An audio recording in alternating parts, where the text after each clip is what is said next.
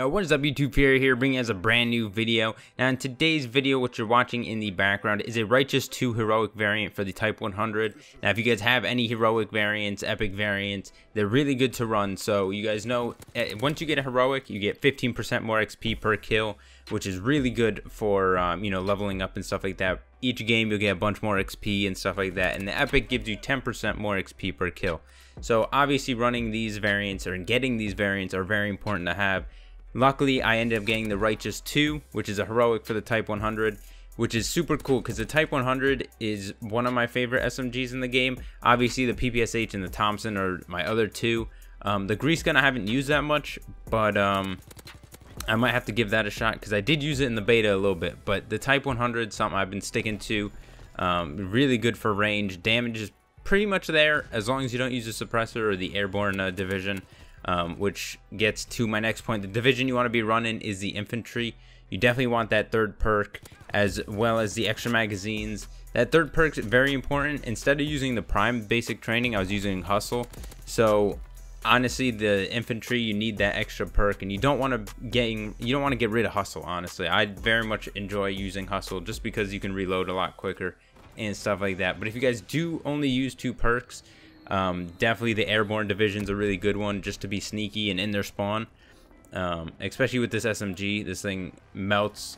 The attachments I was running was grip extended and rapid fire. So if you guys are running you know, rapid fire and extended, you definitely want to be running in their spawn.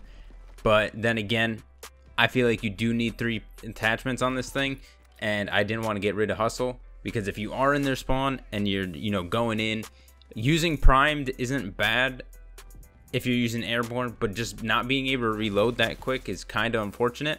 So obviously I was running the infantry division just so I can get that third perk, or attachment I should say. You get extra magazines and you move slightly faster when you're aiming down sight, so you basically get stock as well. So instead of getting a suppressor, you get stock.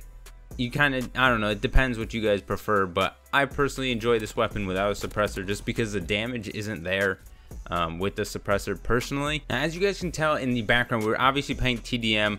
Like I mentioned before, TDM is probably one of the better game modes to play just to rank up and stuff like that. Now, search and destroy is also a choice if you guys do get a lot of kills in search.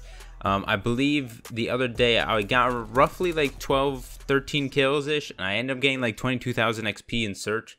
So search is obviously a quick game, and it gets you a bunch of XP if you are getting those high kills. Now it's kind of a risk because if you don't get those high kill games, then you're obviously not getting as much XP. But again, I also wasn't using any of the variant weapons in that game.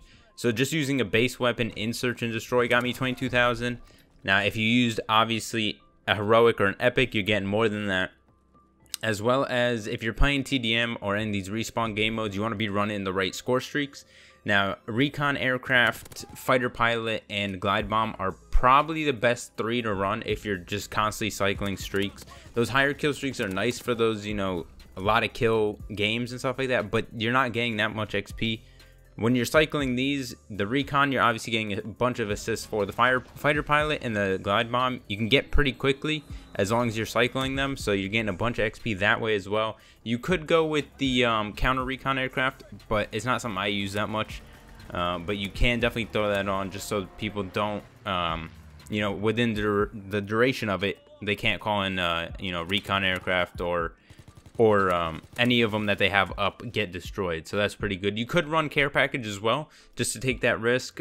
Regardless, whatever you get in that care package is probably going to give you a good amount of kills if it is, you know, a lethal streak. And if it isn't, you're still getting assist points for those non-lethals. So it's pretty cool if you run care package, if you want to do that instead of, you know, fighter pilot or glide bomb. Obviously the glide bomb's a little bit more, so you could switch that in with the care package, get that you know, extra streak fairly easily and stuff like that. But that's it for the score streaks. Definitely should be running either recon, counter, care package, fighter pilot, glide bomb. You don't want to be running those high kill streaks because it's not easy to get, especially if you're playing domination. Domination is not what you should be playing because you're not getting that much XP. It's like 50 a kill, so if you're trying to go for score streaks, getting the highest score streak is going to take you like 20 something kills, 30 something kills maybe even.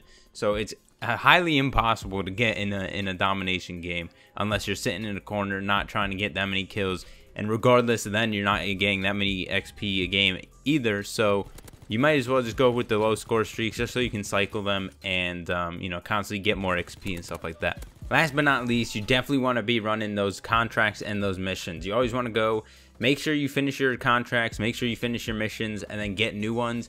As long as you're doing that, you're constantly getting more XP and stuff like that for, you know, leveling up and stuff like that. You also want to go level up your divisions, prestige them, prestige your weapons. If you're prestiging your weapons constantly, then you're getting a bunch of XP that way after matches and stuff like that. Definitely want to be doing that. Also, open your care packages as soon as you get them. Get contracts with care packages, because you can get a bunch of double XP for your weapons, your, you know, divisions, and your weapon XP. So you can get a bunch of XP, bunch of different ways. So highly recommend doing contracts and missions. Complete those, get new ones, and you just make sure you're just doing challenges as well. Challenges are actually something I haven't been looking at that much, but you can get a bunch of easy challenges done, and you can get a bunch of XP that way, and end up getting matches with like 30-40k XP as long as you're finishing those challenges. It's quite important to do that. But yeah, that'll basically do it for today's video, guys. Hope you guys enjoyed. If you did, drop a like. If you guys are new, don't forget to hit that subscribe button. I will see you guys in the next video. Peace.